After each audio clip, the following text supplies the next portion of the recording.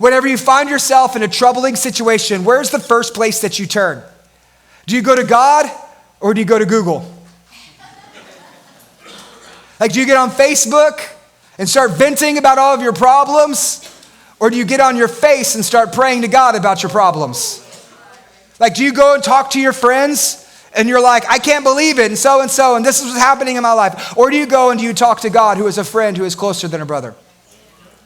Who do you turn to when life is hard? Where do you go when you're in a situation that is bigger than yourself? When you go in the middle of a fight, that really matters. You know why? Because it shows where your leadership and loyalty actually lies.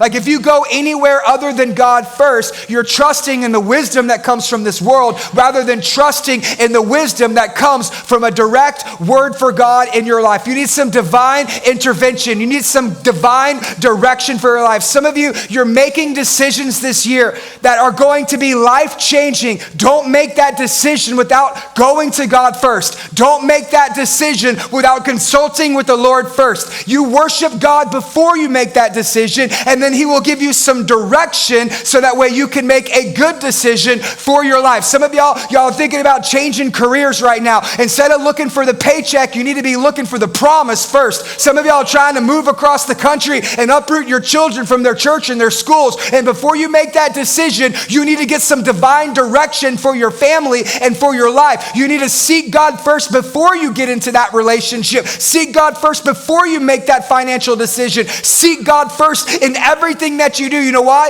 Because there is a difference between a good idea and a God idea.